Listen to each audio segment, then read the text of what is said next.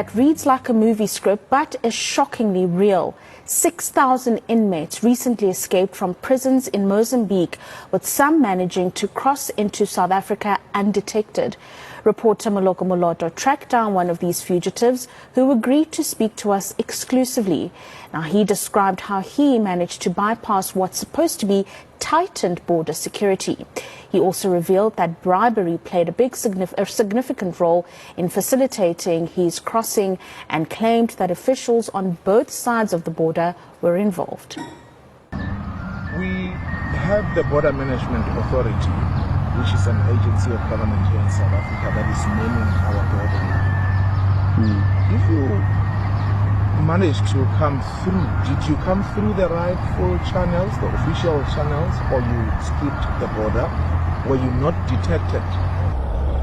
I didn't come through rightful channels, because remember, if I had to come through rightful channels, it means I will have been picked up by the Mozambican authorities on their side. So I had to use other means, you know. And there, remember, even the officials there, everyone is hungry, everyone wants money there. So there are ways. Whether you go by the forest, whether you go by the gate, there is always a way. In all the borders, like even Swaziland, from Mozambique to Swaziland, anywhere in the world, there's always a way. There's always that 1% of someone who's going to assist you. Obviously, at that time I had to bribe someone to come into the country. Yes, I've done that. But we have to bribe people there by the mountain. Are they South African government officials? Both sides. Both sides. Hello everybody, welcome to the controversial podcast. My name is Ejo Mutimano. Thank you for joining me. It is a wonderful day indeed. You can subscribe on all our channels and we'll appreciate it a lot. Well, this is very shocking, very disappointing, because it is a consequence of what I've been saying, that there is no effort that is going to stop humans if humans are not willing to do something about it. Technology is going to be operated by humans, and if humans they're not willing to help, absolutely nothing that people do along the borderlines is going to work. I know many people, when I started covering that particular subject around the technologies that were involved to help trying to stop people from not entering the country illegally, people were like, yeah, they're trying, they're gonna work. And I was like, this money needs to be focused, especially in giving the people working at the border more money, more salaries, because if those people are corrupt, nothing is going to be done that is going to stop their corruption.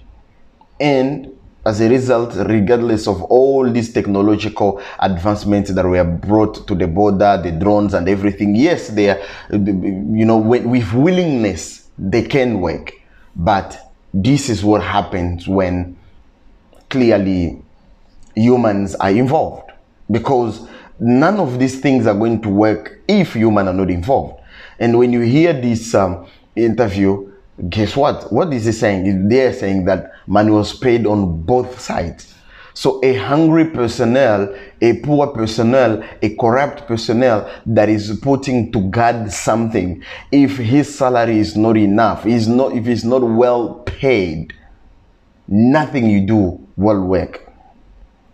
And it's just unfortunate that with this person actually accepted to speak. Who knows, maybe the whole 6,000 prisoners from Mozambique prisons came to South Africa. And now look at the damages they are going to cause. Because you can't tell me someone who's been in prison, really all of them are innocent in there.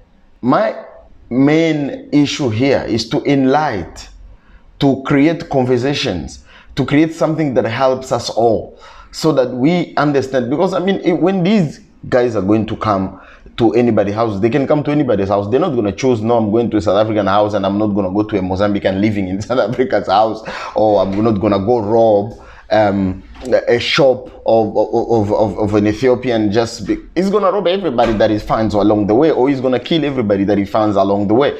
And I think that way the challenging part is, when security involves, it involves everybody. When crime is involved, it involves everybody. And that's why it's also vitally important that as South Africa, a country that is a little bit advanced into these Southern African countries, to invest into helping neighbors stabilized. Because if they are stable, they are not stable, obviously the pressure is always going to come to South Africa, unfortunately.